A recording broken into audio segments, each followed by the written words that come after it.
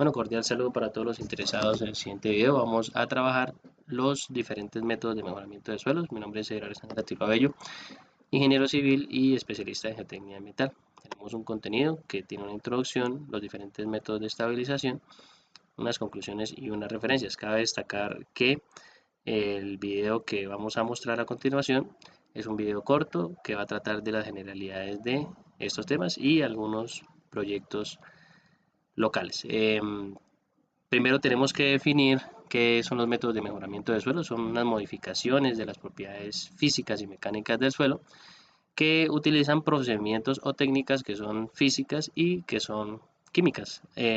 ¿Para qué? Para poder nosotros mejorar el geomaterial con el cual estamos trabajando, con el cual le vamos a dar soporte a nuestras diferentes obras de vías, de cimentaciones, de estructuras de contención y de erosión. ¿Por qué? Porque en Colombia, en el contexto en el cual nosotros estamos, tenemos que trabajar con suelos que son de características especiales. ¿Qué quiere decir características especiales? Que son suelos expansivos, que son suelos licuables, que son suelos colapsables, que son suelos altamente compresibles, y a partir de esos elementos debemos nosotros mejorar el suelo para poder construir estructuras estables. Tenemos nuestro primer método, que es un método de estabilización mecánica, que se caracteriza por no modificar químicamente el suelo, sino que por el contrario, pues se utilizan procesos físicos para aumentar la densidad, la capacidad de soporte, reducir la compresibilidad y la permeabilidad del suelo. ¿Cuáles son las ventajas? Pues que es un método muy económico, y las desventajas, pues que se limita la efectividad en suelos arcillosos con alta plasticidad. Pues para esto existen otros métodos más eficaces. Se requieren algunos controles que se desarrollan en el sitio para pues medir las características físicas o mecánicas que se han mejorado. Tenemos el caso de estudio del puente de Pumarejo, que en este puente se trabajó básicamente con dos tipos de mejoramiento mecánicos. Uno que fue con el hincado de pilotes, en concreto, que cuando nosotros realizamos este proceso de hincado de pilotes, hacemos un mejoramiento también del suelo al generar un proceso de compactación en el material adyacente, y también con la instalación de la vibrosustitución por columnas de gravas, que es un método de mejoramiento que también me ayuda a mejorar las características del terreno. Nuestra parte de estabilización con cal, pues consiste en mezclar cal viva o cal hidratada con los suelos arcillosos para mejorar su plasticidad, para mejorar sus resistencias. La ventaja es que mejora la trabajabilidad de los suelos cohesivos, que mejora esas características de expansión y que aumenta la durabilidad y capacidad de soporte de estos materiales. Dentro pues, de nuestras desventajas es que no se recomienda mucho para suelos arenosos o limosos, y precisa de una dosificación adecuada para evitarse problemas de estabilidad en el futuro. Para eso, pues uno muy comúnmente realiza varios testigos de diferentes dosificaciones para poder encontrar la dosificación adecuada para el suelo con el cual nosotros estamos trabajando. También para eso pues existen algunas tablas para poder encontrar esa dosificación correcta. Caso de estudio, en las vías que interviene la unidad de mantenimiento vial en Bogotá, en donde se le aplicó directamente a una calle o al suelo que servía de soporte para una calle en Bogotá, donde se obtuvieron algunos resultados en cuanto al índice de plasticidad, y al CBR el índice de plasticidad pues disminuyó, algo que es bastante bueno, y el CBR aumentó, que también es algo bastante bueno. Pues aquí se puede ver el proceso constructivo también de esta estabilización con cal. En la imagen ustedes pueden ver el proceso de escarificación del suelo, y en estas dos imágenes pueden ver el proceso de dosificación que se utilizó y el proceso de mezclado. Se pueden ver en esta otra presentación pues cómo se pudo aumentar las diferentes propiedades, no solamente el índice de plasticidad del CBR, sino lo que tiene que ver la sensibilidad con el agua, el comportamiento bajo la carga, y lo que tiene que ver también con el módulo resiliente. Pues aumentó la trabajabilidad, la resistencia, la durabilidad, la estabilidad del suelo, pero entonces, bueno, ahí también disminuyó la permeabilidad, que también es algo muy bueno. También se tiene el método de mejoramiento por medio de la estabilización con cemento, con la adición de cemento Portland, donde consiste en incrementar significativamente la resistencia de la matriz rígida del suelo a la compresión, al corte. Se mejoran las propiedades de permeabilidad y mayor duración frente a las condiciones de erosión y de humedad. Se utiliza mucho para sobrasantes, para capas de rodadura, se utiliza también para climas húmedos. Y dentro de sus desventajas pues está el mayor costo económico, lo que tiene que ver con la posibilidad de aparición de las fisuras y el control que se le pueden aplicar a estos tipos de mejoramiento, que es un poco más exhaustivo. El caso de estudio pues es el caso de la doble calzada Bogotá-Girardot, donde pues en este proyecto se tuvo una comparación entre el estado natural, donde se tenía un CBR menor al 8%, una resistencia menor a 0.5 megapascales, y se comparó con la adición de 4, 6 y 8% de cemento al material inicial. Dentro de este proyecto pues se aplicaron laboratorios de CBR, resistencia a la compresión inconfinada y lo que tenía que ver también con la durabilidad del mismo material. Aquí se tiene una gráfica comparativa de la resistencia del CBR y una comparación del 4, el 6 y el 8% de adición respecto del estado natural.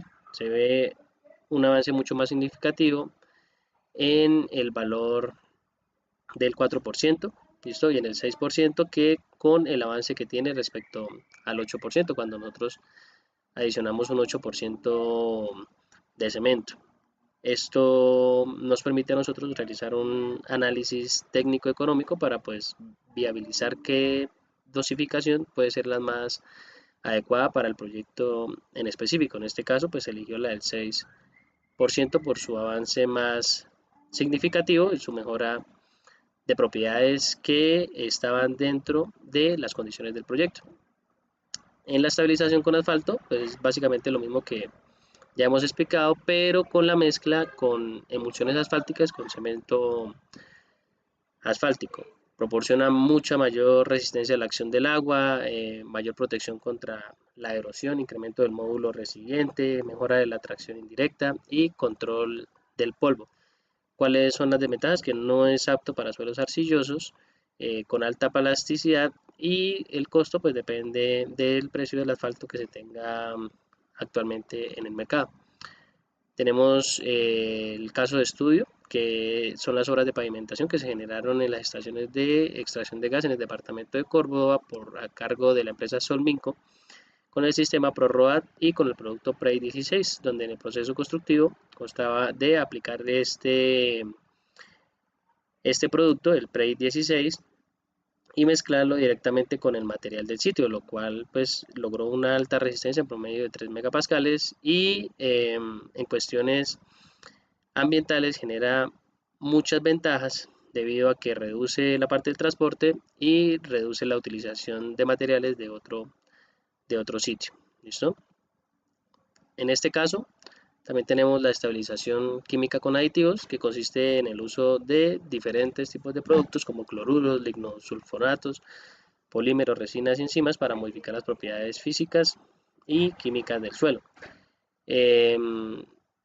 ¿Cuáles son las ventajas? Que pues permite utilizarse en diferentes tipos de suelos y es de fácil aplicación. Las desventajas son el alto costo que pueden tener estos aditivos y el menor conocimiento pues que se tiene respecto de estos aditivos a largo plazo. Dentro del caso de estudio pues tenemos las obras de estabilización que se realizaron con aditivos.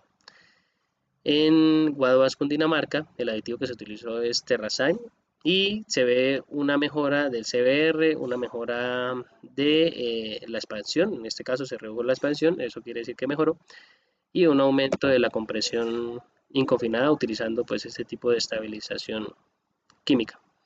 También se tienen los geosintéticos, que pues es la incorporación ya de materiales geosintéticos como las geomallas, los geotextiles, las geoceldas, ¿cierto? Los geodrenes que sirven estos diferentes elementos para reforzar, para drenar o para separar las diferentes capas de suelos. Son soluciones muy versátiles que se utilizan para suelos blandos o inestables Y dentro de las desventajas está el mayor costo inicial, que requiere también mano de obra calificada para realizar los trabajos. El caso de estudio pues está el muro en tierra armada que se realizó en Pamplona Norte de Santander, en el relleno sanitario La Cordada, que queda en la vereda Chíchira, norte de Santander, a 3 kilómetros del perímetro urbano.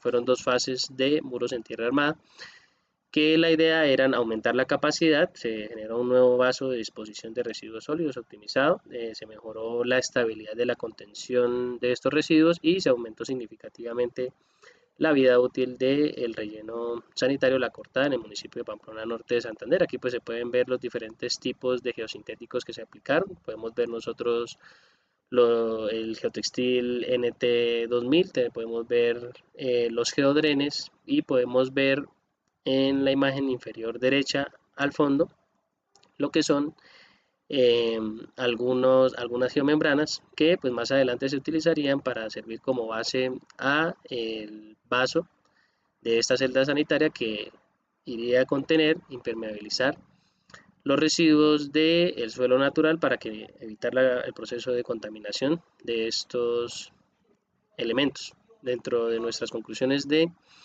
esta presentación, pues podemos decir que la estabilización mecánica es una estabilización económica rápida, es limitada a arcillas plásticas.